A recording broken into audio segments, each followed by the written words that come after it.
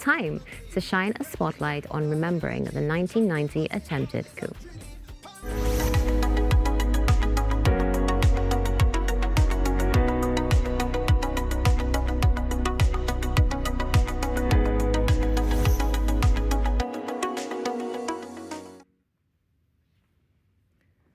On Friday, July 27th, at around 5 to 6 p.m., the history of Trinidad and Tobago was forever changed as the 1990 attempted coup would have begun. The coup lasted for several days, taking us to the 1st of August, after which there was much needed cleanup, if you will, which is where we will begin our conversation this morning on the Now Morning Show. Now, this particular instance not only echoes through the historic data of Trinidad and Tobago, but through the halls of our halls right here at TTT. This morning, Lennox Smith, veteran community activist, along with Dada Gabriel, businessman and activist, joins us to give their accounts of what would have happened in the aftermath. Good morning, gentlemen, and welcome to the Now. Good morning to you as well, and it's always a pleasure to be among good, rare company. Well, I appreciate the sentiments. I wish that we were meeting under better circumstances, yes, well, because this is always a difficult conversation. Yes, it's very, very, very difficult. I do not vividly recollect the happenings, as I am perhaps one of the younger persons who would have been around. Yes. And there is an entire generation or two that has no understanding altogether. If we were to summarize what the 1990 coup was like, Mr. Lennox, could you begin by giving us a little bit of a summary? Oh, yes. It was a harrowing, a very devastating, unprecedented, unexpected experience. I remember I lived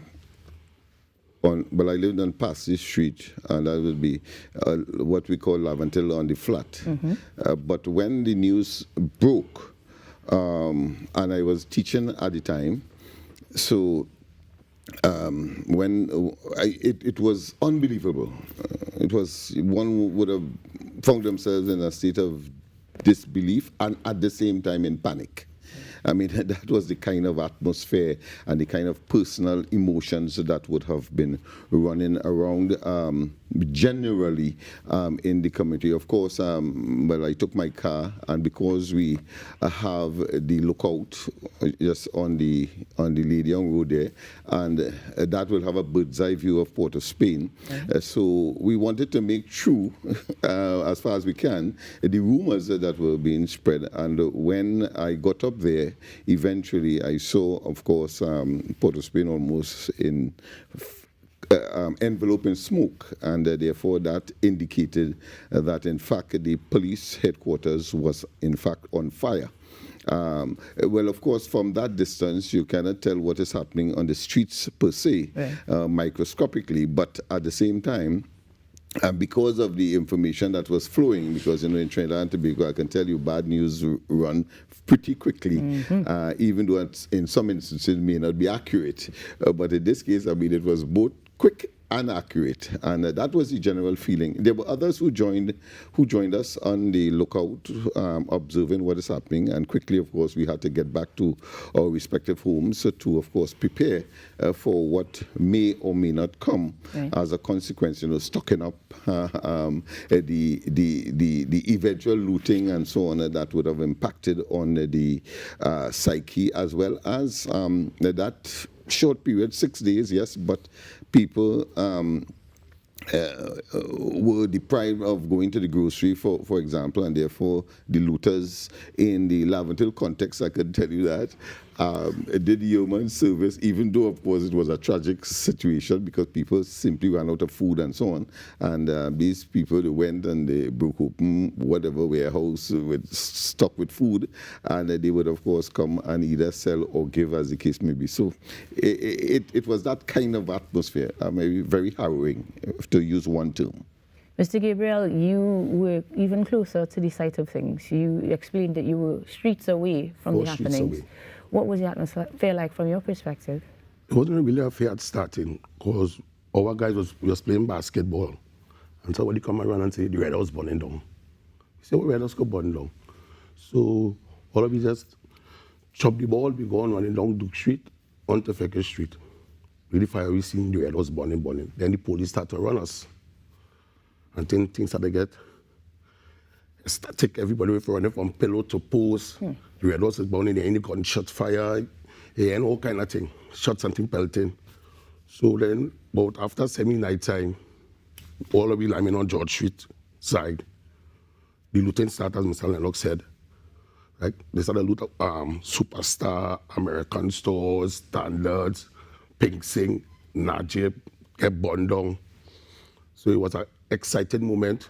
Everybody thinks. So we get a chance to loot Saturday morning. We loot. We rich kids. So we take a part of looting, but we cannot go to the night time, we went in the daytime. And since then, we get to see how serious it is because now we have no current for over the past 3 weeks, no current. So we had this total darkness. Only the daytime we are light, in nighttime it's total darkness.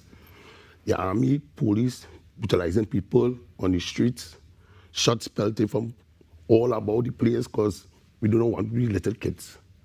And then after about the 4th week, 5th week, when we get back current, Mr. Lennox came to us and asked us to help him clean out the red house. And when we went in there, we see so much, I think, as youth. We never see so much. His blood shed, his glass pane break. So that's one thing to go through your mind. Then you have to go back to school and tell your friends what went on, but you're there. And so we started clean up, led by Mr. Lennox. While we were looking for pay, we didn't get no pay. We said that activists. And from there we join and come together to clean up the mess, something from George Street straight down to Frederick Street and everything. Now, that entire process, I cannot begin to imagine how long and how much it took out of you. But I do want to get a sense of what would have caused you to reach to that point in the first place. Everybody would have been panicked. Everybody would have been going through this as a nation to some degree or the other, whether you're in Port of Spain or not. So what caused the Lennox Smith to decide we need to clean up, we need to move forward? That's a fabulous question. At the time, I was the coordinator and founder of the MLIO Trade School. So we had over 200-300 young people who would have been suspended from school as a consequence of the activity. But at the same time, we were determined to make some kind of input because when we saw the carnage, and carnage here not necessarily people, but certainly the damage to property and businesses from Mova Junction straight down to the flyover in Port of Spain. At that time, Grell was there, Angus Stewart, and you name it, a number of big names at the time, and small names as well. So we had this coup of students who came to me and said, Mr. Smith, could we assist? We have a welding plant, we have the carpentry department and so on. And it was fortuitous in 2 ways. One, that we were there and that the young people were prepared to engage. And at the same time, we were in close proximity, we were in the middle of things because our facility was on the Fernandez compound itself. Which was, of course, the subject of looting and so on. And therefore, we decided there to, of course, form a team from within the school. And we went and we sealed up and we bought locks and so on and assisted those businessmen who would have, of course, not able to access their businesses. But we saw it as our responsibility to protect those assets because let's face it, in Laventille and similar communities, what you have, of course, is that notion that everybody is a scamp, everybody is a thief, everybody is a opportunist in that regard, and I thought it was a good lesson for the young people to be humane, one, and to be patriotic, two. And it's as a consequence of that, we started and we shut and we welded and we nailed all the businesses right down to, as I said, from Mova Junction to the flyover in Port of Spain. It was a tremendous exercise, I believe, in patriotism, in goodwill, in seeking your fellow man interests, even though, of course, in some instances they would say, well, leave them businessmen, they have money already, etc., etc. But it was not that lesson on this occasion that we wanted to project to these young people. A beautiful lesson, as you rightly put, of patriotism and humane behaviors in what would have been a very tragic and catastrophic time. That's right. Now, my understanding is that the cleanup and restoration phase, or rather process, was divided into phases. What you've described would have been the initial phase of things, I imagine, immediately following the arrest. And essentially when things regain some sort of normalcy. Yes, abated, yes. Now, post the movement that you would have created, other things needed to be done. There would have been needing to repair buildings and change things. There needed to be even relocation of some things as a result of there not being the space to use there. Were you involved in that second or third phase of the process as well? Well, I want to say it appears that except the initial phase that caused the tragedy in the first place, certainly I would have been involved in every phase. In fact, it was Mr. Nizam Mohammed, who was the Speaker of the House at the time, and Mr. Manuel Carter, who was the President of the Senate at the time. We approached them, having regard to all this resource and having regard to the young people enthusiasm and of course, everybody was traumatized as to the assault on our democracy. And we thought that it would have been important, and I did, of course, testify at the subsequent Commission of Inquiry in that regard, to give a deeper sense of what we would have lost and to make the young people understand. Because remember, a large portion of those insurrectionists were from Laventille itself. And therefore we wanted to prove to the whole world that all of Laventille is not what would have been projected negatively to the regional and international community. And as a consequence, I wrote to both parties, both officials, and they agreed that we should form a team of a national flavor, so it's all kinds of persons, to, of course, enter the chamber and to, of course, to do the cleaning process.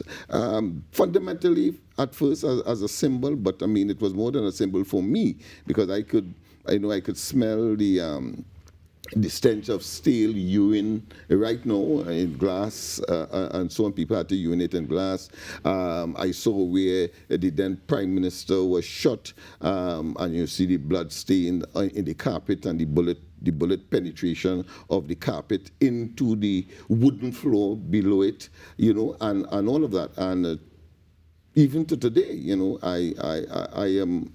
And it is almost as if, well, it is surreal, you know, that that such a thing could happen in Trinidad and Tobago. But what was very important to us is the restoration of our democracy and the symbolization that Laventille would have been part and parcel of that process, and the young people and engaged, even though they were young people who were misguided by persons who ought to have known better. Much like the accounts from Mr. Gabriel himself, I imagine similarly seeing those things were jarring and definitely left an impact. But tell me, to close, what was the impact on you in being part of that restoration? I understand It was a learning time in my life when I get to see danger, what danger means. Because you just watch it on TV, but you not just see it live, because our district is a Muslim district.